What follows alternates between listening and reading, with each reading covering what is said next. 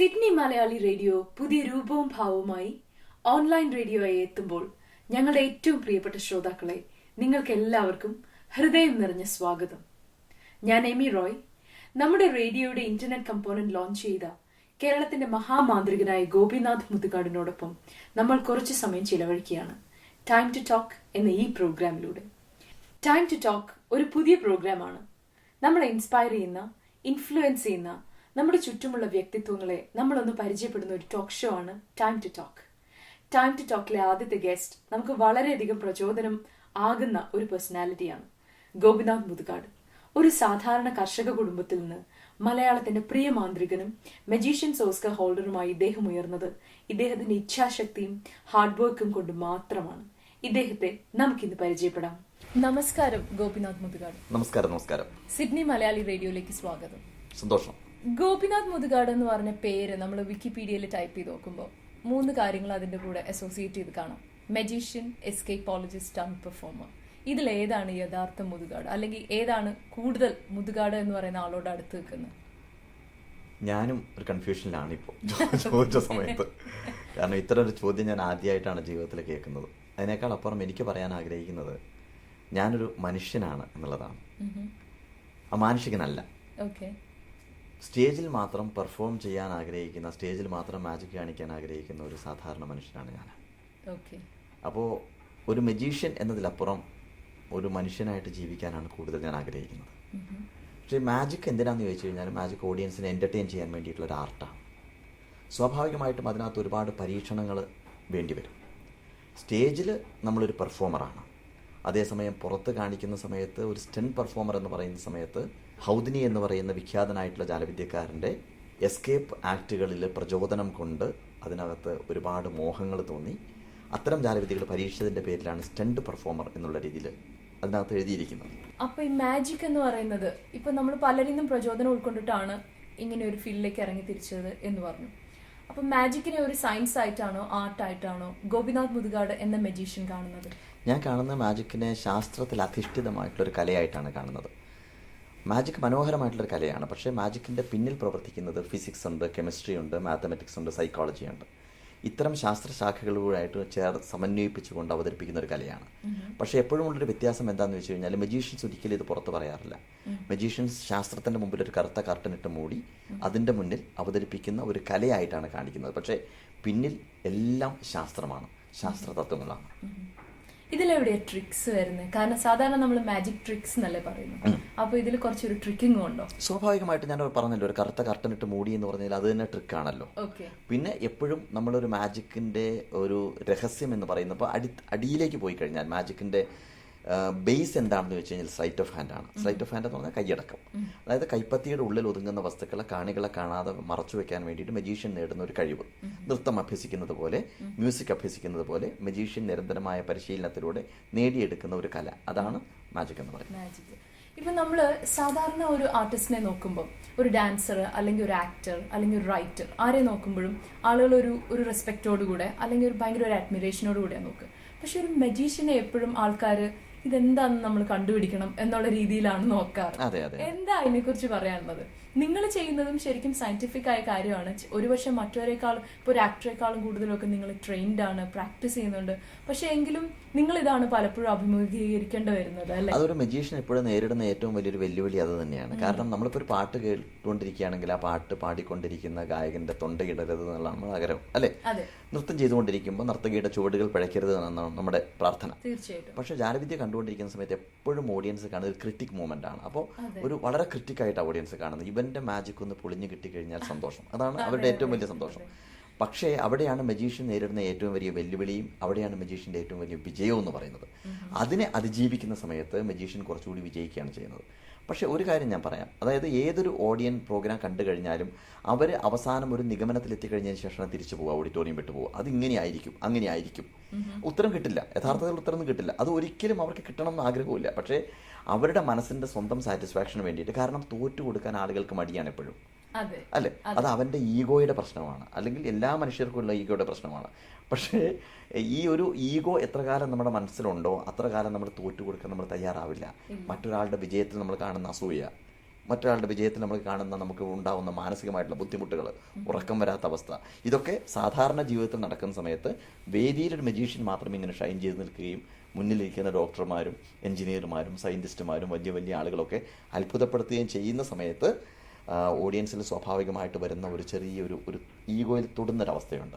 ഇതാണ് മജീഷ്യൻ നേരിടുന്ന വെല്ലുവിളി. പക്ഷേ മജീഷ്യൻ അവിടെ മനസ്സിലാക്കേണ്ട ഒരു കാര്യമുണ്ടെങ്കിൽ എന്താണെന്ന് വെച്ച് കഴിഞ്ഞാൽ, മജീഷ്യൻ്റെ ധർമ്മം എന്ന് പറയുന്നത് ഇവരെന്നും ഫൂളാക്കുക എന്നുള്ളതല്ല, അവരെ തോൽപ്പിക്കുക എന്നുള്ളതല്ല.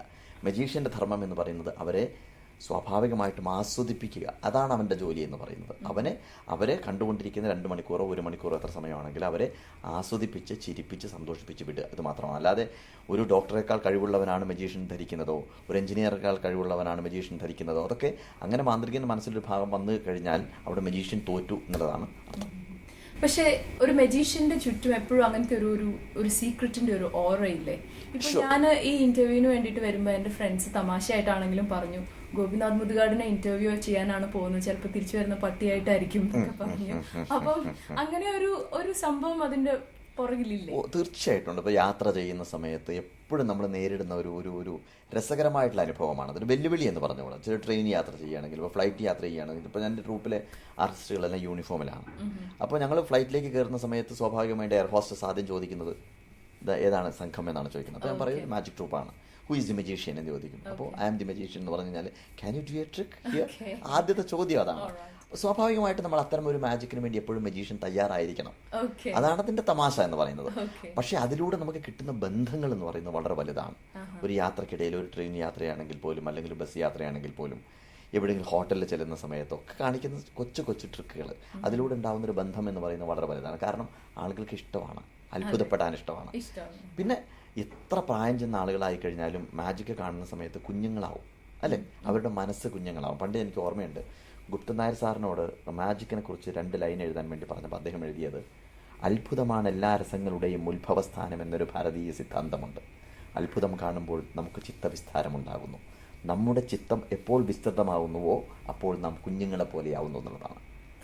മനസ്സ് വികസിക്കുന്ന സമയത്താണ് കുഞ്ഞുങ്ങളാവുന്നത്. മനസ്സെപ്പോൾ ഇടുങ്ങുന്നു അപ്പോൾ നമുക്ക് പ്രായമായി തുടങ്ങുന്നു എന്നുള്ളത് നമ്മൾ മനസ്സിലാക്കണം. അതുകൊണ്ടാണ് പണ്ട് ദൈവം പറഞ്ഞത്, ഞാൻ ഒരു സ്ഥലത്ത് ഒളിക്കാൻ ആഗ്രഹിക്കുന്നു കുഞ്ഞുങ്ങളുടെ മനസ്സിൽ. പണ്ട് ഈ ഭൂമിയും പ്രപഞ്ചമൊക്കെ ഉണ്ടാക്കിയ സമയത്തും ദൈവം വല്ലാത്ത കഷ്ടപ്പാടിലായിരുന്നു എന്ന് പറഞ്ഞത്. കാരണം വല്ലാത്ത പ്രശ്നമാണ്. എപ്പോഴും മനുഷ്യനെ സൃഷ്ടിച്ചോ അന്ന് മുതൽ പ്രശ്നം തുടങ്ങി. കാരണം മനുഷ്യൻ പ്രാർത്ഥന തുടങ്ങി. ഒരാൾ മഴ പെയ്യാൻ വേണ്ടി പ്രാർത്ഥിക്കുമ്പോൾ മറ്റൊരാൾ മഴ പെയ്യരുന്ന് പ്രാർത്ഥിക്കും. അപ്പോൾ ദൈവം ആദ്യം എവറസ്റ്റ് കൊടുമുടിയുടെ മുകളിൽ പോയി ഒളിക്കാൻ തീരുമാനിച്ചപ്പോൾ ഈ ഉപദേശക സമിതിയിൽ ഒരാൾ പറഞ്ഞു, വേണ്ട, കുറച്ച് കാലം ചാർട്ട് എടുത്ത് നോക്കിയ സമയത്ത് കുറച്ച് കാലം ഞാൻ അവിടെ ഹിലാരി വരും. ചന്ദ്രനിൽ പോയി ഒളിക്കാൻ ശ്രമിച്ചപ്പോൾ പറഞ്ഞു ടെൻസിങ് വരും. അപ്പോൾ ദൈവം കണ്ടുപിടിച്ചൊരു വഴി എന്ന് പറയുന്നത് കുഞ്ഞുങ്ങളുടെ മനസ്സിൽ പോയി ഒളിക്കുക എന്നതാണ്. അവർക്ക് ആഗ്രഹങ്ങളില്ല, സ്വപ്നങ്ങളില്ല, നിഷ്കളങ്കമായ മനസ്സാണ്. അപ്പോൾ ഒരു പരിധിവരെ ആളുകളുടെ മനസ്സിനെ നിഷ്കളങ്കമാക്കാൻ വേണ്ടിയിട്ട് മാന്ത്രികന് സാധിക്കുന്നു എന്ന് പറയുന്നതാണ് ഏറ്റവും വലിയ വിജയം. തീർച്ചയായിട്ടും. ഒരു ആക്ടറിന് ആക്ടറായാൽ മതി, അല്ലെങ്കിൽ ഒരു പ്രാസംഗികന് ഒരു പ്രാസംഗികനായാൽ മതി. പക്ഷെ ഒരു മജീഷ്യൻ ഒരു ആക്ടർ ആവണം, ഒരു സ്പീക്കർ ആവണം, ഭയങ്കരമായിട്ടുള്ള ഒരു സ്റ്റേജ് പ്രസൻസ് വേണം. ഇതിന്റെ കൂടെ താങ്കൾ കുറെ ഡാൻസ് മൂവ്സും ചെയ്യുന്ന കണ്ടിട്ടുണ്ട്. ഇതെല്ലാം എങ്ങനെ സാധിക്കുന്നു? ഇതെല്ലാം കൂടെ ആകുമ്പോഴാണ് ഒരു ഗോപിനാഥ് മുതുകാട് ഷോ ആവുന്നത്, അല്ലേ? പ്ലസ് ഒരു ആദ്യം പറഞ്ഞ പോലെ ഒരു കൈയടക്കവും വേണം. ഇത്രയും ഒരു വെർസറ്റിലിറ്റി എങ്ങനെ അത് ആ ഷോയിലേക്ക് കൊണ്ടുവരാൻ പറ്റുന്നു? ഇതൊക്കെ ജീവിതത്തിലെ ഓരോ ഭാഗ്യം എന്ന് പറയാം. അച്ഛനോടും അമ്മയോടും കടപ്പെട്ടിരിക്കുന്നു, ഗുരുക്കന്മാരോട് കടപ്പെട്ടിരിക്കുന്നു, അത് മാത്രമേ പറയാനുള്ളൂ. ഞാൻ എപ്പോഴും ഓർക്കുന്ന കാര്യം, ഞാൻ എന്താ പറയുക, ഒരുപാട് സ്നേഹം അനുഭവിക്കുന്ന വ്യക്തിയാണ് ഞാൻ. ഒരുപാട് ആളുകളുടെ ഭാഗത്ത് നിന്ന് കുറേ, അപ്പോൾ ഓസ്ട്രേലിയയിലേക്ക് വന്ന സമയത്ത് തന്നെ എനിക്ക് മനസ്സിലാക്കാൻ സാധിച്ചു, എത്രയോ ദൂരെ, എനിക്കറിയാത്ത ആളുകളാണ്, എത്രയോ ദൂരെയുള്ള ആളുകൾ ഇവിടെ വരുന്ന സമയത്ത് പണ്ട് ചാനലുകളിൽ കുഞ്ഞുങ്ങളോട് സംസാരിച്ചത് കേട്ടിട്ടും അപ്പോൾ അവരൊക്കെ ഇപ്പോഴും ഇങ്ങനെ ആ കണ്ണുകളിൽ എനിക്ക് കാണാൻ സാധിക്കുന്നുണ്ട് വിസ്മയം. ഇതൊരു ജീവിതത്തിൻ്റെ ഒരു പുണ്യം, ഒരു ഭാഗ്യം എന്ന് പറയാം. അതിനെന്താ നമ്മൾ പറയുക? അത് അച്ഛനോട് കടപ്പെട്ടിരിക്കുന്നു, അമ്മയോട് കടപ്പെട്ടിരിക്കുന്നു, നമ്മുടെ ഈ ജീവിതത്തിനോട് നമ്മൾ കടപ്പെട്ടിരിക്കുന്നതാണ്. ഓക്കെ, ചാനലിൻ്റെ കാര്യം പറഞ്ഞുകൊണ്ട് ചോദിക്കുക. എനിക്ക് ചോദിക്കാൻ ഇത്തിരി ബുദ്ധിമുട്ടുണ്ട്, പക്ഷെ എനിക്ക് എന്നാലും എനിക്ക് ചോദിക്കണം എന്നുണ്ട്. കാരണം എന്താ വെച്ച് കഴിഞ്ഞാൽ ഇപ്പം പലരിലേക്ക് അത് റീച്ച് ചെയ്തു എന്ന് പറഞ്ഞു. പക്ഷേ അതുപോലെ തന്നെ ഒരു മാജീഷ്യൻ്റെ പുറകിലുള്ള ആ സീക്രസിയുടെ ആ ഓറ ബ്രേക്ക് ചെയ്യുന്ന പോലെയാണ് പലപ്പോഴും ഗോപിനാഥ് മുതുകാടിനെ സ്ഥിരമായിട്ട് റിയാലിറ്റി ഷോസിൽ കാണുമ്പോൾ സംഭവിക്കുന്നത്. ഒരു ഓവർ എക്സ്പോഷർ അതിൽ സംഭവിക്കുന്നുണ്ടോ? ഇപ്പോൾ ഓവർ എക്സ്പോഷർ എന്ന് പറഞ്ഞുകൂടാ, കാരണം ഇതൊക്കെ നമുക്ക് ആവശ്യമാണ്. നമ്മളിപ്പോൾ എന്താ പറയുക, ചാനലിൽ വരുന്നതും സംസാരിക്കുന്നതും കുഞ്ഞുങ്ങളുടെ മുമ്പിൽ വരുന്നതും ഒക്കെ ആവശ്യമാണ്. പക്ഷേ ഒരു പരിധിവരെ വരുന്ന സമയത്ത് നമ്മളത് നിർത്തുന്നുണ്ട്. പിന്നെ നമ്മൾ വീണ്ടും സ്റ്റേജിലേക്ക് പോകുന്നു. കുറച്ച് കാലം കഴിയുന്ന സമയത്ത് ആളുകൾ വീണ്ടും നമ്മളോട് ആവശ്യപ്പെട്ടുകൊണ്ടിരിക്കും, എന്തുകൊണ്ട് ഇപ്പോൾ വരുന്നില്ല, നമ്മൾ കുറച്ച് കാലം വരും. ഇതൊക്കെ നമ്മുടെ ജീവിതത്തിലുള്ള ഒരു യാത്രയ്ക്കിടയിൽ കിട്ടുന്ന കുറേ വളവുകളും തിരിവുകളും, എന്താ പറയുക, കുറേ കയറ്റങ്ങളും ഇറക്കങ്ങളും ഒക്കെ ഉണ്ടാവുമല്ലോ. ഇതിൻ്റെ ഒരു ജീവിതത്തിൻ്റെ ഭാഗമാണത്.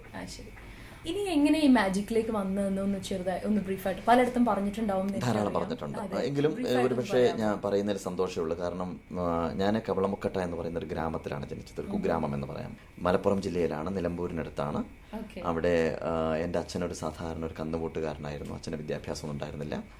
പക്ഷെ അച്ഛൻ വൈകുന്നേരങ്ങളിൽ വന്നു കഴിഞ്ഞാൽ ഉമ്മറത്തെ ചാരുകസേരയിരുന്ന്, വീട്ടിലെ ചെറിയ മോനാണ് ഞാൻ, എന്നെ മടിയിലിരുത്തി ഒരുപാട് കഥകൾ പറയുമായിരുന്നു. ആ കഥയിലെല്ലാം മാജിക്കിൻ്റെ ഒരു സ്പർശം ഉണ്ടായിരുന്നു. അച്ഛൻ എവിടെ നിന്നാണ് കഥകൾ പറഞ്ഞതെന്ന് എനിക്ക് അറിഞ്ഞുകൂടാ. വാഴക്കുന്ന നമ്പൂതിരി എന്ന് പറയുന്ന ഒരു മഹാമാന്ത്രികനെക്കുറിച്ച്, കടമറ്റത്ത് കത്തനാരെക്കുറിച്ചൊക്കെ അച്ഛൻ കഥകൾ പറയും. അപ്പോൾ ഇതൊക്കെ എൻ്റെ മനസ്സിൽ നിറച്ചിട്ടുള്ള ഒരുപാട് വിസ്മയങ്ങളാണ്. അങ്ങനെയാണ് ഞാൻ മാജിക്കിലേക്ക് വരുന്നത്. എൻ്റെ വീട്ടിൽ യാതൊരു മാജിക്കിൻ്റെ പാരമ്പര്യവുമില്ല. എൻ്റെ അച്ഛന് എഡ്യൂക്കേഷൻ പോലും ഇല്ല. അപ്പോൾ ആ കഥകളൊക്കെ കേൾക്കുന്ന സമയത്ത് മാജിക്കിനോട് താല്പര്യം തോന്നി. പിന്നെ മാജിക് പഠിക്കണം എന്ന് ആഗ്രഹം തോന്നി.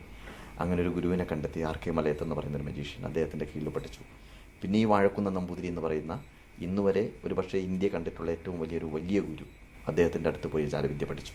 അദ്ദേഹം 10-28 വർഷം മുമ്പ് മരിച്ചുപോയി. അദ്ദേഹത്തിൻ്റെ കീഴിൽ മാജിക് പഠിച്ചു.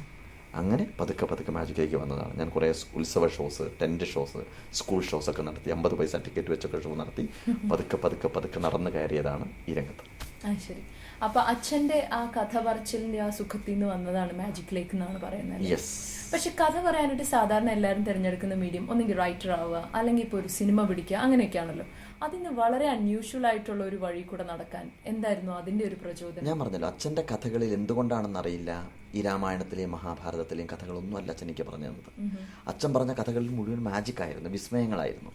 വാഴക്കുന്നൻ ട്രെയിനിൽ യാത്ര ചെയ്യുന്നു, TTRന്റെ കയ്യിലുള്ള ടിക്കറ്റ് കംപ്ലീറ്റ് കാണാതെയാക്കുന്നു, ഇങ്ങനെയൊക്കെയുള്ള കഥകൾ. അപ്പോൾ നമുക്ക് സ്വാഭാവികമായിട്ടും ആഗ്രഹം ഉണ്ടാവും, മാഷ് അടിക്കാൻ വരുന്ന സമയത്ത് ചൂരൽ വടി അപ്രത്യക്ഷമാക്കണം, ഇതാണ് നമ്മുടെ സ്വപ്നം. അല്ലെങ്കിൽ സ്കൂളിലേക്ക് പോകുന്ന സമയത്ത് കൂട്ടുകാർക്ക് കല്ലുപെറുക്കി മിഠായി ഉണ്ടാക്കി കൊടുക്കണം. ഇത്തരം സ്വപ്നങ്ങൾ നമ്മുടെ മനസ്സിൽ വരുമ്പോൾ സ്വാഭാവികമായിട്ടും നമ്മൾ ആ ഒരു ആർട്ടിനോട് ഇങ്ങനെ വളരെ അടുത്തടുത്ത് പതുക്കെ വന്നു. പക്ഷെ അന്ന് മാജിക് തെരുവിലാണ്, പാമ്പാട്ടികൾ മാത്രമാണ് മാജിക് അവതരിപ്പിക്കുന്നത്, അല്ലാതെ ഒരു പ്രൊഫഷണൽ മജീഷ്യനൊന്നുമില്ല. കേരളത്തിൽ ആകെ ഒരു ഗുരു മാത്രമുണ്ട്, വാഴക്കുന്ന നമ്പൂതിരി എന്ന് പറയുന്ന ഒരു മാന്ത്രികൻ. അദ്ദേഹമാണെങ്കിൽ അടുത്ത് കാണാൻ പറ്റില്ല, ഒരു ഇല്ലത്ത് ഇങ്ങനെ ജീവിക്കുന്ന അങ്ങനെയാണ് അവിടെ പോയി പഠിക്കുന്നത്. അത് ശരി. ഇപ്പം അച്ഛൻ കഥ പറഞ്ഞിരുന്നു, മകൻ ഇപ്പോൾ വളരെ നന്നായിട്ട് കേരളത്തിനോട് മുഴുവൻ കഥ പറയുന്നു. ഇതിൽ ആരാണ് കൂടുതൽ നല്ല കഥ പറച്ചിലുകാരൻ? അച്ഛൻ തന്നെയാണ്. അച്ഛന്റെ കഥകൾക്ക് ഭയങ്കര ആഴമായിരുന്നു. പക്ഷെ ഞാൻ പറയുന്ന കഥകൾക്കൊന്നും അത്രമാത്രം ആഴം ഉണ്ടായെന്ന് എനിക്ക് തോന്നുന്നു. അച്ഛൻ പണ്ട് പറയായിരുന്നു എന്നോട്, ഈ രാത്രി കിടക്കുന്ന സമയത്ത്, അച്ഛന് എനിക്കിപ്പോഴും ഓർമ്മയുണ്ട്, അച്ഛൻ്റെ ഈ നെഞ്ചിനോട് ചേർന്ന് കിടക്കുന്ന സമയത്ത്, അച്ഛൻ മരിച്ചുപോയി കേട്ടോ, വർഷങ്ങൾക്ക് മുമ്പ് മരിച്ചുപോയി. ഈ ധാന്യന്തരം കുഴമ്പ് തേച്ച് അച്ഛൻ വൈകുന്നേരം കന്നുകൂട്ട് കഴിഞ്ഞ് വന്നാലും കുളിക്കും. അപ്പോൾ ചന്ദ്രിക സോപ്പ് വെച്ച് കുളിക്കും. അപ്പോൾ അച്ഛൻ്റെ നെഞ്ചിനൊരു ചന്ദ്രിക സോപ്പിൻ്റെ ഒരു സ്മെല്ലാണ്. അപ്പോൾ ആ നെഞ്ചിനോട് ഇങ്ങനെ ചേർത്ത് വെച്ച് കിടക്കുന്ന സമയത്ത് അച്ഛൻ ഇങ്ങനെ തലമുടിയിൽ തലോടിക്കൊണ്ട് അച്ഛൻ പറയും, ലക്ഷ്മണൻ സീതയോട് പറയുന്നൊരു വാക്കുണ്ട്, ഒരു ചരൽക്കല്ലിന് ഒരു തടാകത്തെ മുഴുവൻ ചലിപ്പിക്കാൻ സാധിക്കുമെങ്കിൽ സ്നേഹമെന്ന പ്രതിഭാസത്തിന് ഈ പ്രപഞ്ചത്തെ മുഴുവൻ ഇളക്കി മറിക്കുവാൻ സാധിക്കും എന്നൊക്കെ പറയും അച്ഛൻ. അപ്പോൾ എന്നിട്ട് അച്ഛൻ അത് കാണിച്ചു തരും. പിറ്റേ ദിവസം അച്ഛൻ പിറ്റേ ദിവസം വന്നതിന് ശേഷം ഈ കുളത്തിലേക്ക് ഇങ്ങനെ കല്ലെറിഞ്ഞ് കാണിക്കും. എന്നിട്ട് പറയും, കുട്ടി ഇതാണ് സ്നേഹം, ഈ കല്ലെവിടെ വീണോ അവിടുന്ന് അത് അലകളായി കരയിൽ തട്ടിയിട്ട് തിരിച്ചതുപോലെ കല്ലെടുത്തേക്ക് വീഴും. സ്നേഹം കൊടുത്താൽ സ്നേഹം കിട്ടും. ഇതിലിപ്പുറം ഒരു പാഠം നമുക്ക് എന്താ ഉള്ളത് അല്ലേ? അത് ആ കാലത്ത് നമ്മൾ കേൾക്കുന്ന സമയത്ത് നമ്മുടെ ബ്രെയിനിൽ അത് കല്ലുകൊണ്ട് കൊത്തിവെക്കുകയാണ് ചെയ്യുന്നത്, എഴുതി പിടിപ്പിക്കുകയല്ല ചെയ്യുന്നത്. അതാണ് ജീവിതത്തിലെ ഏറ്റവും വലിയ ഭാഗ്യം. അതിന് വിദ്യാഭ്യാസം വേണമെന്നില്ല, പ്രാക്ടിക്കൽ സ്റ്റഡീസാണ്. എൻ്റെ അച്ഛൻ ജീവിതത്തിൽ മദ്യം കഴിച്ചിട്ടില്ല, സിഗരറ്റ് വലിച്ചിട്ടില്ല. ഞാൻ എൻ്റെ ജീവിതത്തിൽ മദ്യം തൊട്ടിട്ടില്ല, സിഗരറ്റ് വലിച്ചിട്ടില്ല. എൻ്റെ വീട്ടിൽ ആരും ഉപയോഗിക്കില്ല. അതൊക്കെ അച്ഛൻ നമുക്ക് അനുഭവങ്ങളിലൂടെ പഠിപ്പിച്ചു തന്നാണ്. ഒരിക്കലും മദ്യം കഴിക്കരുതെന്ന് നിങ്ങളോട് പറഞ്ഞിട്ടില്ല. പക്ഷേ അച്ഛനൊരു പാഠപുസ്തകമായിരുന്നു, ഒരു തുറന്നു വെച്ചൊരു ബുക്കായിരുന്നു അച്ഛൻ. അതാണ് അതിൻ്റെ ഒരു സന്തോഷം. അപ്പൊ ആദ്യം പാമ്പാട്ടികളുടെ കാര്യം പറഞ്ഞു. പുറത്തേക്ക് പോകുമ്പോൾ, ഇന്ത്യയിൽ നിന്ന് പുറത്തേക്ക് പോകുമ്പോൾ ഇന്ത്യൻ മജീഷ്യൻ എന്ന് പറഞ്ഞാൽ എപ്പോഴും ആ സ്ട്രീറ്റ് റോപ്പ് ട്രിക്ക് ആണ് പറയുന്നത്. ആ ഒരു കൺസെപ്റ്റ് ആളുകളുടെ, ഇപ്പൊ ഞങ്ങളൊക്കെ പറയുന്നുണ്ട് അതല്ല ഇന്ത്യൻ മാജിക് എന്ന് പറഞ്ഞാൽ അതിൽ നിന്നൊക്കെ ഭയങ്കരമായിട്ട് വിട്ടു കഴിഞ്ഞു. പക്ഷെ എപ്പോഴും എന്തെങ്കിലും ഒരു വിഷ്വൽ ആയിട്ടുള്ള ഒരു ഇത് കണ്ടാലേ ആളുകൾക്ക് അത് മനസ്സിലാവുള്ളൂ. അത് ആളുകളിലേക്ക് എത്തിക്കാൻ, അല്ലെങ്കിൽ ബാക്കിയുള്ള നാടുകളിലേക്ക് എത്തിക്കാൻ ഒരു മജീഷ്യൻ എന്ന നിലയിൽ എന്താണ് ഗോപിനാഥ് ഓതുകാട് ചെയ്യുന്നത്? ഇവിടെ ഞാൻ എൻ്റെ ചിന്താഗതിക്ക് വ്യത്യാസമുണ്ട് കേട്ടോ. കാരണം ഇന്ത്യൻ റോപ്പ് ട്രിക്ക് എന്ന് പറഞ്ഞാൽ, അല്ലെങ്കിൽ ഇന്ത്യൻ മാജിക് എന്ന് പറഞ്ഞാൽ അത് തന്നെയാണ്. ഈ തെരുവ് ജാലവിദ്യക്കാർ കാണിക്കുന്ന ആ ജാലവിദ്യകൾ തന്നെയാണ് ഇന്ത്യൻ മാജിക് എന്ന് പറയുന്നത്. ഇന്ത്യൻ തെരുവിൽ കാണിക്കുന്ന ഇന്ത്യൻ ബാസ്ക്കറ്റ് പോലെയുള്ള ജാലവിദ്യകൾ, ഇന്ത്യൻ വടാരോഹണ ജാലവിദ്യ എന്ന് പറയുന്ന ഈ ഇന്ത്യൻ റോപ്പ് ട്രിക്ക് എന്ന് പറയുന്ന മാജിക്ക്. പക്ഷേ ഇപ്പം നമ്മൾ കടം കൊണ്ടിരിക്കുന്ന മാജിക്കുകൾ, വിദേശ മാജിക്കുകളുടെ ജാലവിദ്യകൾ നമ്മൾ ആ സ്റ്റൈലിലേക്ക് നമ്മൾ ഇമിറ്റേറ്റ് ചെയ്തുകൊണ്ടിരിക്കുകയാണ് ഇപ്പോൾ ചെയ്തുകൊണ്ടിരിക്കുന്നത്. പക്ഷേ ആ ജാലവിദ്യകളോട് കിടപിടിക്കാൻ ഈ വിദേശ മാജിക്കുകൾക്ക് സാധിക്കില്ല എന്നുള്ളതാണ് വസ്തുത ഇന്ത്യൻ മാജിക്കിനോട്. അപ്പോൾ ഇന്ത്യൻ റോപ്പ് ട്രിക്ക് എന്ന് പറയുന്ന മാജിക്കിനെ കുറിച്ച് റിസർച്ച് നടത്താൻ വേണ്ടിയിട്ട് ഒരു യൂണിവേഴ്സിറ്റി സ്റ്റുഡൻറ്റ് പീറ്റർ ലെമണ്ട് എന്ന് പറയുന്ന ഒരു അമേരിക്കക്കാരൻ വന്ന് അദ്ദേഹം ഇന്ത്യയിൽ മുഴുവൻ ഞങ്ങളുടെ അക്കാഡമിയിലും വന്നിരുന്നു. അന്വേഷിച്ച് കഴിഞ്ഞതിന് ശേഷം ആ മാജിക്കിൻ്റെ മുഴുവൻ ക്ലിപ്പിങ്സും എല്ലാം കൊടുത്തിട്ട് അവിടെ പോയിട്ട് അദ്ദേഹം എഴുതിയത് ഇന്ത്യൻ റോപ്പ് ട്രിക്ക് എന്ന് പറയുന്ന ഒരു മാജിക് ഇല്ല, ഇന്ത്യക്കാർ മുഴുവൻ കള്ളം പറയുന്നവരാണ്, അങ്ങനെ ഒരു മാജിക്ക് നടന്നിട്ടില്ല എന്നുള്ളതാണ്. പക്ഷേ എത്രയോ നൂറ്റാണ്ടുകൾക്ക് മുമ്പ് ചൈനീസ് സഞ്ചാരി ഇബ്നു ബത്തൂത്ത യാത്ര ചെയ്ത സമയത്ത് അദ്ദേഹത്തിൻ്റെ യാത്രാ വിവരണത്തിൽ ആ മാജിക് കണ്ടു എന്ന് രേഖപ്പെടുത്തിയിട്ടുണ്ട്. ഇപ്പോഴും ആ മാജിക് അവതരിപ്പിക്കുന്നുണ്ട്. പക്ഷേ ആ മാജിക്കിനെ താഴ്ത്തിക്കെട്ടാൻ വേണ്ടിയിട്ടാണ് വിദേശ മാന്ത്രികരെ അല്ലെങ്കിൽ വിദേശത്തുള്ള ആളുകൾ ശ്രമിച്ചുകൊണ്ടിരിക്കുന്നത്. ഇത് ഇന്ത്യയുടെ മാത്രം സ്വത്താണ്, ഇന്ത്യയുടെ പാരമ്പര്യമായിട്ടുള്ള സ്വത്താണ്. ആ ജാലവിദ്യയുടെ പഴക്കം അല്ലെങ്കിൽ ഇന്ത്യയിലുണ്ടായിട്ടുള്ള പേർഷ്യയിലുണ്ടായിട്ടുള്ള മാജിക്കിൽ നിന്ന് കടം കൊണ്ട് അതിനെ ആധുനികവൽക്കരിച്ചിട്ടാണ് ഇന്ന് വിദേശ മാന്ത്രികർ മാജിക് അവതരിപ്പിക്കുന്നത്. പക്ഷേ നമ്മളിപ്പോൾ ചെയ്യുന്നത് ആ മാജിക്കിനെ നമ്മൾ വീണ്ടും കോപ്പി ചെയ്തുകൊണ്ടിരിക്കുകയാണ്. ഇത് അപകടമാണ്. പക്ഷേ ഇന്ത്യൻ മാജിക്കിന്, ഇന്ത്യയിലുള്ള തെരുവ് മാജിക്കുകാർക്ക് അവസരങ്ങളില്ല. അവർ പരമ്പരാഗതമായിട്ട് മാജിക് അവതരിപ്പിക്കുന്നു. അവർക്ക് മാജിക് അവതരിപ്പിക്കാനുള്ള സ്ഥലങ്ങളില്ല. ഇപ്പോൾ ട്രാഫിക്കിൻ്റെ ബ്ലോക്ക് കാരണം പോലീസുകാർ അവരെ ആട്ടിപ്പായിക്കുന്നു. അവർക്ക് മാജിക് കാണിക്കാൻ ഇടങ്ങളില്ല. അപ്പോൾ അവരെ സംരക്ഷിക്കാൻ വേണ്ടിയിട്ട് തീർച്ചയായിട്ടും നമ്മളൊരു വലിയ സംരംഭം തുടങ്ങുന്നുണ്ട്. അതാണ് മാജിക് പ്ലാനറ്റ്. ഒക്ടോബർ 31 അതിൻ്റെ ഉദ്ഘാടനം നടക്കുന്നത്. ലോകത്തിൻ്റെ പല ഭാഗത്ത് 1500ഓളം മജീഷ്യൻസ് വന്ന് ആ ഉദ്ഘാടന പരിപാടിയിൽ പങ്കെടുക്കും. ഗവൺമെൻറ് തന്നിട്ടുള്ള ലാൻഡിൽ മാജിക് അക്കാദമി ചെയ്തുകൊണ്ടിരിക്കുന്ന ഒരു വലിയ സംരംഭമാണ്. അത് തിരുവനന്തപുരത്താണ്, കഴക്കൂട്ടത്ത്. അതിൻ്റെ ലക്ഷ്യമെന്ന് പറയുന്നത് ഈ തെരുവിലരഞ്ഞ് നടക്കുന്ന ജാലവിദ്യക്കാരെ പുനരധിവസിപ്പിക്കുക, അവരുടെ കുട്ടികൾക്ക് വിദ്യാഭ്യാസം കൊടുക്കുക, അവരുടെ മാജിക്കിനെ നിലനിർത്തുക എന്നുള്ളതാണ്. അവിടെ എല്ലാ ദിവസവും എല്ലാ സമയത്തും ഇന്ത്യൻ റോപ്പ് ട്രിക്ക് ഉണ്ടായിരിക്കും. കയറ് അന്തരീക്ഷത്തിൽ ഉയർന്നു പൊങ്ങും, അതിൻ്റെ മുകളിൽ കുട്ടികൾ കയറും, അതിൻ്റെ മുകളിൽ കുട്ടികൾ അപ്രത്യക്ഷമാവും. ആ മാജിക് അവിടെ ഉണ്ടായിരിക്കും. കാരണം ഇത് വിദേശത്ത് ഇത്തരം കാര്യങ്ങൾ പ്രചരിപ്പിക്കുന്നവരോടുള്ള ഒരു വെല്ലുവിളിയാണ്. Okay okay. അപ്പൊ അത് ശരിക്കും അത് ഇപ്പം താങ്കൾ പറയുന്നത് അത് നേരെ തിരിച്ചാണ് അതിന്റെ ശരി. ഇന്ത്യൻ റോപ്പ് ട്രിക്ക് അല്ല ഇന്ത്യൻ മാജിക് എന്ന് പറയുന്നതിലല്ല ശരി. കാരണം അതൊരു വലിയൊരു മാജിക് ആണ്. അത് വലിയൊരു മാജിക് ആണ്. കാരണം അത് വിദേശത്ത് കാണിക്കാൻ പറ്റില്ല അവർക്ക്. കാരണം നമ്മുടെ സ്വത്താണത്. അപ്പൊ അങ്ങനെയാണെങ്കിൽ ഞാൻ വേറൊരു കാര്യം ചോദിക്കട്ടെ. ഗോപിനാഥ് മുതുകാട് എന്ന മജീഷ്യന് ഏറ്റവും ഇഷ്ടമുള്ള മജീഷ്യൻ ആരാ? എനിക്ക് ഏറ്റവും ഇഷ്ടമുള്ള മജീഷ്യൻ ഡേവിഡ് കോപ്പർഫീൽഡാണ്. അതെ, ഞാൻ ഈ തെരുവ് മാജിക്കുകാരെ മുഴുവൻ എൻ്റെ ഗുരുക്കന്മാരായിട്ട് കാണുന്നവരാണ്. ഞാൻ അവർക്ക് വേണ്ടിയിട്ടുള്ള സാമ്പത്തിക സഹായം ചെയ്യുന്നുണ്ട്. ഡൽഹിയിൽ ഒരു കലാകാർ കോളനിയുണ്ട്. അവിടെയുള്ള ഒരുപാട് സ്ട്രീറ്റ് മജീഷ്യൻസ് ഉണ്ട്. ഞാൻ അവിടെ സന്ദർശിക്കാറുണ്ട്. അവരുടെ കുട്ടികൾക്ക് വിദ്യാഭ്യാസത്തിന് പൈസ കൊടുക്കാറുണ്ട്, ഒക്കെ ചെയ്യാറുണ്ട്. പക്ഷേ ലോകത്തിലെ ഏറ്റവും കൂടുതൽ ഞാൻ ആരാധിക്കുന്ന മാന്ത്രികൻ എന്ന് പറയുന്നത് ഡേവിഡ് കോപ്പർഫീൽഡാണ്. കാരണം അദ്ദേഹത്തിൻ്റെ മാജിക് എന്ന് പറഞ്ഞാൽ ആ പ്രസൻറ്റേഷനാണ്. അദ്ദേഹത്തിൻ്റെ മാജിക് ഒരു കവിത കേൾക്കുന്ന സുഖം, ഒരു പാട്ട് കേൾക്കുന്ന സുഖം ആ മാജിക്കിനുണ്ട്. മാജിക്കിൻ്റെ വലിപ്പമല്ല, പക്ഷെ മാജിക്കിൻ്റെ പ്രസൻറ്റേഷൻ. എപ്പോഴും ഒരു മാജിക് വലുതാവുന്നതും ചെറുതാവുന്നതും അതിൻ്റെ അവതരണത്തിൻ്റെ സൗന്ദര്യം കൊണ്ടാണ്. അല്ലാതെ വലിയ മാജിക്കൊന്നും ചെറിയ മാജിക്കൊന്നും ഇല്ല. ചെറിയൊരു മാജിക്ക് നന്നായിട്ട് അവതരിപ്പിച്ചു കഴിഞ്ഞാൽ വലിയ മാജിക്കാവും. വലിയ മാജിക്ക് മോശമായിട്ട് അവതരിപ്പിച്ചു കഴിഞ്ഞാൽ ചെറിയ മാജിക്കാവും. അതാണ് മാജിക്കിലുള്ള സിസ്റ്റം. അങ്ങനെയാണെങ്കിൽ ഏറ്റവും പ്രിയപ്പെട്ട മാജിക് എന്താ? ഒരു ഫേവറേറ്റ് ട്രിക്ക് ഉണ്ടാവുമല്ലോ? അങ്ങനെ ചോദിച്ചുകൂടാ. കാരണം എനിക്ക് സ്റ്റേജിൽ കാണിക്കുന്ന മാജിക്കുകളെല്ലാം ഇഷ്ടമാണ്. ഞാൻ കാണിക്കുന്ന മാജിക്കുകൾ ഇഷ്ടമാണ്, മറ്റ് മജീഷ്യൻസ് കാണിക്കുന്ന മാജിക്കുകൾ ഇഷ്ടമാണ്. പക്ഷേ ചില ഇപ്പോൾ escape act, fire escape act പോലെയുള്ള ജാലവിദ്യ അത് ഞാൻ കണ്ടുപിടിച്ചതല്ല, ഹൗഡിനിയുടെ ട്രിക്കാണ്. ഹാരി ഹൗദിനി എന്ന് പറയുന്ന മാന്ത്രികൻ ഇൻവെൻറ്റ് ചെയ്തിട്ടുള്ള എസ്കേപ്പോളജി എന്ന് പറയുന്ന വിഭാഗം അദ്ദേഹം കണ്ടുപിടിച്ച് ലോകത്തിന് സംഭാവന ചെയ്തതാണ്. അതിൻ്റെ മഹത്വം നമ്മൾ മനസ്സിലാക്കേണ്ടത് അതിൻ്റെ എല്ലാ രഹസ്യങ്ങളും അദ്ദേഹം അടുത്ത തലമുറയ്ക്ക് വേണ്ടി എഴുതി വെച്ചു എന്നുള്ളതാണ്. ആ പുസ്തകം വായിച്ച് അദ്ദേഹത്തിൻ്റെ വീഡിയോ കണ്ട് ആ മാജിക്ക് ഞാൻ അവതരിപ്പിച്ചിട്ടുണ്ടായിരുന്നു. ഒരു 2 വർഷം കഠിനാധ്വാനം ചെയ്തിട്ടാണ് തിരുവനന്തപുരത്ത് 1995 ഫയർ എസ്കേപ്പ് ആക്ട് ചെയ്തത്. അതിനകത്ത് ഒരുപാട് തവണ ഹോസ്പിറ്റലിൽ കിടക്കേണ്ടി വന്നിട്ടുണ്ട്, കൈക്കും മുഖത്തൊക്കെ പൊള്ളലേൽക്കേണ്ടി വന്നിട്ടുണ്ട്. പക്ഷെ ആ മാജിക്ക് അവതരിപ്പിച്ച് കഴിഞ്ഞതിന് ശേഷം കിട്ടുന്നൊരു സാറ്റിസ്ഫാക്ഷൻ എന്ന് പറഞ്ഞാൽ വളരെ വലുതാണ്. കാരണം അതിൻ്റെ സ്ട്രെസ്സും സ്ട്രെയിനും കൂടുതലാണ്. സ്വാഭാവികമായിട്ടും അതിനുശേഷം ഇപ്പോൾ കല്ലുകളിലൂടെ നടന്നു കഴിഞ്ഞ ശേഷം പുല്ലിലേക്ക് ചവിട്ടുന്ന സമയത്ത് കാലിനുണ്ടാവുന്നൊരു സുഖമുണ്ടല്ലോ, ആ സുഖം. ഇപ്പോൾ സ്റ്റണ്ട് പെർഫോമിംഗ് അല്ലെങ്കിൽ എസ്കേപ്പ് ആക്സിന്റെ കാര്യം പറയുമ്പോൾ ഗോപിനാഥ് മുതുകാടിൽ നിന്ന് തന്നെ സിഡ്നി മലയാളി റേഡിയോയുടെ ഓഡിയൻസിന് കേൾക്കാൻ ആഗ്രഹമുള്ള ഒരു കാര്യം ഉണ്ടാവും. മോഹൻലാലിന്റെ കേസിൽ എന്താ സംഭവിച്ചത്? മോഹൻലാലിന്റെ കേസിൽ വളരെ ചെറുതും അതേസമയം കുറച്ച് വിഷമം ഉണ്ടാക്കിയിട്ടുള്ളൊരു സംഭവമാണ്. മോഹൻലാൽ മാജിക്കിനോട് വളരെയധികം ഇഷ്ടമുള്ള ഒരാളാണ്. അദ്ദേഹം എൻ്റെ കീഴിൽ തന്നെ മാജിക് പഠിച്ചിട്ടുണ്ടായിരുന്നു. ഞങ്ങൾ ടാഗോർ തിയേറ്ററിൽ അദ്ദേഹത്തിൻ്റെ ഒരു പെർഫോമൻസ് മനോഹരമായിട്ട് അവതരിപ്പിച്ചിട്ടുണ്ടായിരുന്നു. അതിനുശേഷം അദ്ദേഹം തന്നെ ഒരു എസ്കേപ്പ് ആക്ട് ചെയ്യണം എന്നുള്ളൊരു താല്പര്യം പറഞ്ഞു. വളരെ അടുത്ത സുഹൃത്തുക്കളാണ് അന്നും ഇന്നും. അങ്ങനെ അതിനു വേണ്ടിയിട്ട് പരിശീലനം തുടങ്ങി. ഒരു 1.5 വർഷത്തോളം അദ്ദേഹം പ്രാക്ടീസ് ചെയ്തു. അതും അദ്ദേഹം ഒരുപാട് സ്ട്രെസ് എടുത്തിരുന്നു. കാരണം ഫിലിമിൻ്റെ ഷൂട്ടിനിടയ്ക്ക് അവിടെ രാത്രി 2 മണിക്കും 3 മണിക്കൊക്കെ വന്നിട്ടായിരുന്നു പരിശീലനം നടന്നിരുന്നത്. അത് ചെയ്യാം എന്നുള്ള ഉറപ്പ് വന്നു. പക്ഷേ അദ്ദേഹം തീയിലേക്കൊന്നും പോകുന്നുണ്ടായിരുന്നില്ല. ബേണിംഗ് ഇല്യൂഷൻ എന്നായിരുന്നു എൻ്റെ പേര്. ഇല്യൂഷനാണ് ആക്ച്വലി. തീയിലേക്ക് പോകുന്നു എന്നൊരു തോന്നലുണ്ടാക്കുന്നതാണ്. പക്ഷേ രക്ഷപ്പെടൽ മാജിക് മനോഹരമായിട്ട് അവതരിപ്പിക്കാൻ പ്രാപ്തനായി കഴിഞ്ഞപ്പോൾ, മനോഹരമായിട്ട് അവതരിപ്പിക്കാൻ പ്രാപ്തനായി എന്ന് പറയുമ്പോൾ ഞങ്ങളൊക്കെ അവതരിപ്പിക്കുന്നതിൻ്റെ 10 മടങ്ങ് ഭംഗിയായിട്ട്, അതാണ് ഞാൻ പറയുന്നത്. അദ്ദേഹത്തിൻ്റെ പെർഫോമൻസിൻ്റെ സ്റ്റൈൽ കണ്ടു കഴിഞ്ഞാൽ മനോഹരം എന്ന് പറഞ്ഞാൽ വർണ്ണിക്കാൻ വാക്കുകളില്ലാത്തത്ര മാത്രം മനോഹരമാണ്. ആ മാജിക് അവതരിപ്പിക്കാൻ വേണ്ടി തയ്യാറായി ഞങ്ങൾ പ്രസ് കോൺഫറൻസ് നടത്തി. സ്വാഭാവികമായിട്ടും മാന്ത്രിക രംഗത്തുള്ള ചില ആളുകൾ അദ്ദേഹത്തിന് പൊള്ളലുണ്ടാവുമെന്നും അതുപോലെ തന്നെ ഇത് ഫയർ എസ്കേപ്പ് ആക്റ്റാണ്, എത്രയോ ആളുകൾ മരിച്ചിട്ടുണ്ടെന്ന് പറഞ്ഞിട്ട് പ്രചാരണം അടിച്ചു വിട്ടു. അപ്പോൾ സ്വാഭാവികമായിട്ടും അദ്ദേഹത്തിൻ്റെ ഫാൻസ് അസോസിയേഷൻ എല്ലാം കൂടി അദ്ദേഹത്തിനായിട്ട് വന്നു. അദ്ദേഹത്തിന് അത് പിന്മാറേണ്ടി വന്നു. ഗവൺമെൻറ്റുമായിട്ട് ബന്ധപ്പെട്ട് നടത്തുന്ന പരിപാടിയായിരുന്നു. അന്ന് മുഖ്യമന്ത്രി VS അച്യുതാനന്ദനായിരുന്നു. അദ്ദേഹം തന്നെ പറഞ്ഞു അതിന് പിന്മാറണം എന്ന് പറഞ്ഞു. പിന്മാറി. പക്ഷേ വിഷമിക്കേണ്ട, ഈ ഒക്ടോബർ 31 വീണ്ടും മോഹൻലാലും ഞാനും കൂടി ചേർന്നുകൊണ്ട് അടുത്തൊരു മാജിക് ചെയ്യുന്നുണ്ട്. അതിന്റെ പരിശീലനം തുടങ്ങിക്കഴിഞ്ഞു. അല്ല, പല സ്ഥലത്തും ഒക്കെ നമ്മൾ വായിക്കുന്നുണ്ട് മോഹൻലാൽ ഇന്ന സ്ഥലത്ത് മാജിക് കാണിച്ചു, ഇന്ന സ്ഥലത്ത്. പിന്നെ മോഹൻലാൽ തന്നെ പലപ്പോഴും പറഞ്ഞിട്ടുണ്ട് ഗോപിനാഥ് മുതുകാടിനെ കുറിച്ചും മാജിക്കിനോടുള്ള ഇഷ്ടത്തെക്കുറിച്ചും താങ്കൾ അദ്ദേഹത്തെ പഠിപ്പിക്കുന്നതിനെ കുറിച്ചും ഒക്കെ. അപ്പം ഞങ്ങൾക്ക് നല്ലൊരു മാജിക് ആക്ട് കാണാൻ പറ്റുമെന്ന് ഞങ്ങൾ വിശ്വസിച്ചു. അപ്പൊ ഇനിയിപ്പോ എന്നാ ഒരു സന്തോഷമുള്ള ഒരു കാര്യം ചോദിക്കാം. മാജിക് അക്കാഡമി ഏഷ്യയിലെ തന്നെ ആദ്യമായിട്ടുള്ള ഒരു സംരംഭമാണ്. അതുപോലെ magic research centre, magic research centre, അതിനെ കുറിച്ചൊക്കെ ഒന്ന് വിശദീകരിക്കാമോ? മാജിക് അക്കാഡമി 1996 തുടങ്ങിയതാണ്. ഇറ്റ്സ് എ ചാരിറ്റബിൾ ട്രസ്റ്റ് ആണ്. അക്കാഡമിയുടെ ലക്ഷ്യം എന്ന് പറഞ്ഞാൽ ഇന്ത്യയിലുള്ള മാന്ത്രികരെ മുഴുവൻ ഒരു കുടക്കീഴിൽ കൊണ്ടുവരാൻ വേണ്ടിയിട്ട് സ്ഥാപിച്ചൊരിതാണ്.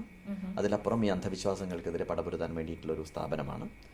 എൻ്റെ ഒരു അന്ധവിശ്വാസങ്ങൾക്കെതിരെ, ഇപ്പോൾ ഉദാഹരണത്തിന് ഇപ്പോൾ ഗോഡ്മൻ, മനുഷ്യ ദൈവങ്ങൾ എന്ന് പറയുന്ന, ആൾ ദൈവങ്ങൾ എന്ന് പറയുന്ന മാജിക്കിന് ദുരുപയോഗം ചെയ്യുന്ന ഒരു വിഭാഗമുണ്ട്. അന്തരീക്ഷത്തിൽ നിന്ന് ഭസ്മം സൃഷ്ടിക്കുക, ശിവലിംഗം ഛർദ്ദിക്കുക, ഇതൊക്കെ സാധാരണ ലോക്കൽ മജീഷ്യൻസ് കാണിക്കുന്ന മാജിക്കിന്റെ മറ്റൊരു പരിവേഷമാണ്. അപ്പം അത്തരം ജാലവിദ്യകൾ കാണിച്ചുകൊണ്ട് ജനങ്ങളെ കബളിപ്പിക്കാൻ പാടില്ല എന്നുള്ളത് ഫാക്റ്റാണ്. അത് തുറന്നു കാണിക്കാൻ വേണ്ടിയിട്ടുള്ളൊരു സ്ഥാപനമാണ്. പിന്നെ ഇത് എൻ്റെ ഒരു ആശയമല്ല, മലയാറ്റൂർ രാമകൃഷ്ണൻ എന്ന് പറയുന്ന വലിയ വ്യക്തിയുടെ ബുദ്ധിയിൽ ഉദിച്ച ഒരു ആശയമാണ്. അദ്ദേഹമാണത് കൊണ്ടുവന്നത്. അദ്ദേഹമായിരുന്നു അതിൻ്റെ ചെയർമാൻ. ഇപ്പോൾ ONV സാറാണ് അതിൻ്റെ ചെയർമാൻ. ഞാനതിൻ്റെ എക്സിക്യൂട്ടീവ് ഡയറക്ടറാണ്. ഓക്കെ. പിന്നെ മജീഷ്യൻ വിത്ത് എ വിഷൻ എന്നാണ് പലപ്പോഴും മുതുകാടിനെ കുറിച്ച് ആൾക്കാർ പറയുന്നത്. കുറെ വിസ്മയ ഭാരത് യാത്ര, ഗാന്ധി മന്ത്ര, മിഷൻ ഇന്ത്യ എന്നൊക്കെ കേട്ടിട്ടുണ്ട്. എവിടുന്ന ഇത്രയും യുണീക്ക് ആയിട്ടുള്ള ഒരു ഐഡിയ? എന്താണ് അതിന്റെ ഇൻസ്പിറേഷൻ? ഇതിന്റെ ഇൻസ്പിറേഷൻ 1990 നമ്മുടെ കേരളം സാക്ഷരതാ വർഷമായിട്ട് പ്രഖ്യാപിച്ചിരുന്നു. ആ സമയത്ത് ഒരു ദിവസം ബസ്സിൽ ഞാൻ യാത്ര ചെയ്യുന്ന സമയത്ത് കണ്ട ഒരു പോസ്റ്ററാണ്. ബസ്സിൽ ഇപ്പോഴും യാത്ര ചെയ്യാറുണ്ടോ? അന്ന് ഇപ്പോൾ കുറവാണ്. അന്ന് കോഴിക്കോട് നിന്ന് യാത്ര ചെയ്തുകൊണ്ടിരിക്കുന്ന സമയത്ത് ഒരു പോസ്റ്ററിലുണ്ടായിരുന്നു സാക്ഷരതാ യജ്ഞത്തിൽ പങ്കാളികളാവുക എന്ന് പറയും.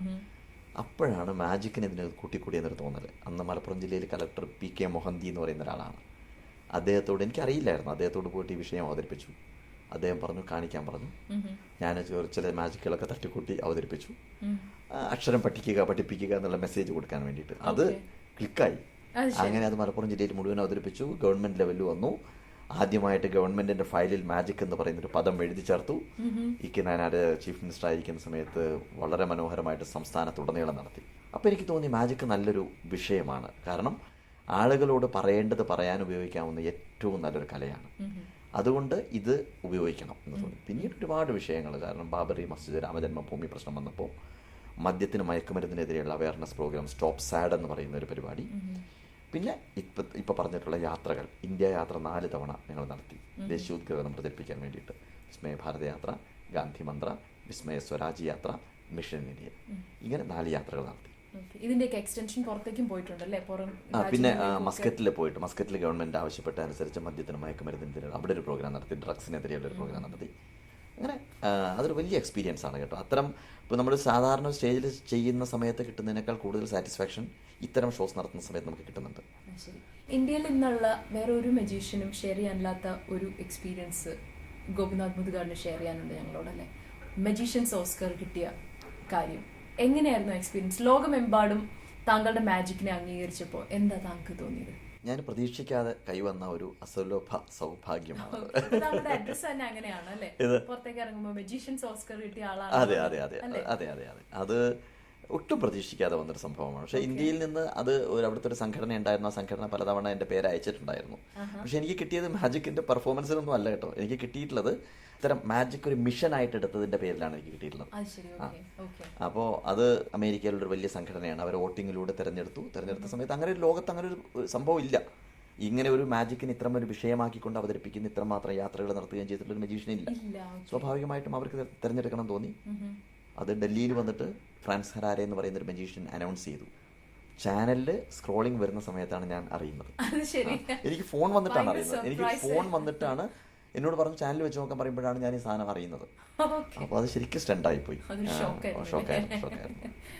മജീഷ്യന്റെ പുറത്ത് മറ്റൊരാൾ ഒരു മാജിക് ട്രിക്ക് എടുത്ത പോലെ. അതെ അതെ അതെ അതെ അതെ അതെ അതെ. പല സ്ഥലത്തും പറഞ്ഞു കേട്ടിട്ടുണ്ട് മാജിക്കിൽ 13 ഡിഫറെന്റ് ആയിട്ടുള്ള എൻറ്റിറ്റീസ് ആണ് ഉള്ളതെന്ന്. അത് ഒന്ന് ഡിസ്ക്രൈബ് ചെയ്യാമോ? 13 അത്ഭുതങ്ങളാണ് ശരിക്കും നമുക്ക് സൃഷ്ടിക്കാൻ സാധിക്കുക. അപ്പോൾ ഫോർ എക്സാമ്പിൾ മ്യൂസിക്കിൽ നമ്മൾ സരിഗമ പദനിസ എന്ന് പറയുന്നത് പോലെ production, vanishing, stretching, extra sensory perception, prediction, അതുപോലെ തന്നെ എസ്കേപ്പിസം, ട്രാൻസ്പോസിഷൻ, ട്രാൻസ്ഫോർമേഷൻ തുടങ്ങിയിട്ടുള്ള 13 അത്ഭുതങ്ങൾ. ഈ 13 അത്ഭുതങ്ങൾ മാത്രമാണ് ഒരു ഗുരു ഒരു ശിഷ്യന് പറഞ്ഞു കൊടുക്കുന്നത്. ഇത് മാത്രമാണ് ഒരു മാസ്റ്റർ പഠിപ്പിക്കുന്നത്. പക്ഷേ പിന്നീട് അങ്ങോട്ടുള്ളതെല്ലാം മജീഷ്യന്റെ പഠിച്ചെടുക്കുന്ന വിദ്യാർത്ഥിയുടെ ശിഷ്യന്റെ ഭാവനയിൽ ഉദിക്കുന്നതാണ്. അവന്റെ ഐഡിയക്ക് അനുസരിച്ച് അവൻ എങ്ങനെ മാജിക്കിനെ ക്രിയേറ്റ് ചെയ്യുന്നു. അവൻ ഒരു ട്രാൻസ്പോസിഷനും ട്രാൻസ്ഫോർമേഷനും കൂട്ടി വെച്ചിട്ട് പുതിയൊരു ക്രിയേറ്റ് ചെയ്ത് കഴിഞ്ഞാൽ, പുതിയൊരു ഐറ്റം ഉണ്ടാക്കി കഴിഞ്ഞാൽ അതായിരിക്കും പുതിയൊരു എഫക്റ്റ് എന്ന് പറയുന്നത്. ഇതാണ് മാജിക്കിന്റെ ഒരു ബേസ് എന്ന് പറയുന്നത്. അപ്പൊ അങ്ങനെയാണെങ്കിൽ ഇപ്പൊ ഓസ്ട്രേലിയയിൽ വന്നു, ഇപ്പൊ കുറെ നാളായിട്ട് ഓസ്ട്രേലിയയുടെ എല്ലായിടും കണ്ടു, എല്ലാവരുടെ സ്നേഹമൊക്കെ ഏറ്റുവാങ്ങി പല കാര്യങ്ങളും കണ്ടു അല്ലെ. ഓസ്ട്രേലിയയിൽ നിന്ന് എന്തെങ്കിലും ഒരു സ്പാർക്ക് കിട്ടിയിട്ടുണ്ടോ? എനിക്ക് കിട്ടിയിട്ടുണ്ട്. കാൻഗ്രൂ വെച്ചിട്ടൊരു മാജിക് ചെയ്യാൻ വേണ്ടിയിട്ടുള്ള ഒരു ഐഡിയ എനിക്ക് കിട്ടിയിട്ടുണ്ട്. പക്ഷെ അത് ഇപ്പോൾ പ്രാക്ടിക്കലായിട്ട് നടപ്പിലാക്കാൻ ബുദ്ധിമുട്ടുണ്ട്. കാരണം അതിന് എക്യുപ്മെന്റ് ഉണ്ടാക്കണം. പക്ഷെ അത് ചെയ്തെടുക്കാൻ പറ്റുന്ന നല്ലൊരു ആശയം എനിക്ക് കിട്ടിയിട്ടുണ്ട്. അത് അടുത്ത തവണ ഓസ്ട്രേലിയയിൽ വരുന്ന സമയത്ത് മാജിക്കിലെ ഒരു പ്രധാനപ്പെട്ട ഐറ്റം അതായിരിക്കും. തീർച്ചയായിട്ടും അതുകൊണ്ട് ഒരു ട്രൂപ്പായിട്ട് നടക്കുന്ന കാര്യം പറഞ്ഞു. വളരെ കെയറിംഗ് ആയിട്ടുള്ള, വളരെ പ്രിൻസിപ്പിൾഡ് ആയിട്ടുള്ള ഒരു ഇൻഡിവിജ്വൽ ആയിട്ടാണ് മുതുകാടിനെ അറിയാവുന്ന എല്ലാവരും സംസാരിക്കുന്നത്. ഒരു ട്രൂപ്പായിട്ട് ട്രാവൽ ചെയ്യുമ്പോൾ എന്തെങ്കിലും അൺസർട്ടനിറ്റീസ് വരാറുണ്ടോ, അല്ലെങ്കിൽ എന്തെങ്കിലും ചാലഞ്ചസ് ഇതുവരെ ഫേസ് ചെയ്തിട്ടുണ്ടോ? ഒന്നും ഉണ്ടായിട്ടില്ല. കാരണം അത്തരത്തിലുള്ളൊരു നല്ലൊരു ടീമാണ് എൻ്റെ കൂടെ ഉള്ളത്. ഞങ്ങളുടെ ടീമിൽ ആരും ലിക്വർ കഴിക്കില്ല. അത്തരം ഒരു ടീമിനെ മാത്രമാണ് എൻ്റെ ട്രൂപ്പിലെടുക്കുന്നത്. അത് ഈ ഇന്ത്യ യാത്ര 4 മാസക്കാലം ഞങ്ങൾ പോകുന്ന സമയത്തും 7 പെൺകുട്ടികളടക്കമുള്ള ഒരു സംഘം. ഈ പെൺകുട്ടികളൊക്കെ എന്നെ അച്ഛനും അമ്മയായിട്ട് എൻ്റെ കൂടെ വിട്ടു തന്നിരിക്കുകയാണ്. അവരുടെ അച്ഛനും ഞാനാണ്, അവരുടെ അമ്മയും ഞാനാണ്. ആ രീതിയിലാണ് എന്നെ വിട്ടു തന്നിരിക്കുന്നത്. അപ്പോൾ അത്രമാത്രം വിശ്വാസത്തോട് കൂടിയിട്ട് എൻ്റെ സംഘത്തിൽ എന്നെ വരുന്നു. അവരൊക്കെ ആയിട്ട് ഞങ്ങൾ ഇന്ത്യ യാത്ര 4 മാസക്കാലം അലഞ്ഞു നടക്കുന്ന സമയത്ത് പോലും ഒരു പ്രശ്നം ഉണ്ടായിട്ടില്ല. വളരെ നല്ലൊരു ടീമാണ്. ആ ടീമിൻ്റെ വർക്ക് തന്നെയാണ് എൻ്റെ വിജയം എന്ന് പറയുന്നത്. മാന്ത്രികൻ എന്ന് പറയുന്നത് പട്ടുകുപ്പായം ഇട്ടിട്ട് മുന്നിൽ നിൽക്കുന്ന ഒരു പ്രതിഭയാണ്. പക്ഷേ പിന്നിൽ കഠിനാധ്വാനം ചെയ്യുന്ന ഒരുപാട് ആളുകൾ ഉണ്ട്. അവരെ കാണുന്നില്ല ആരും.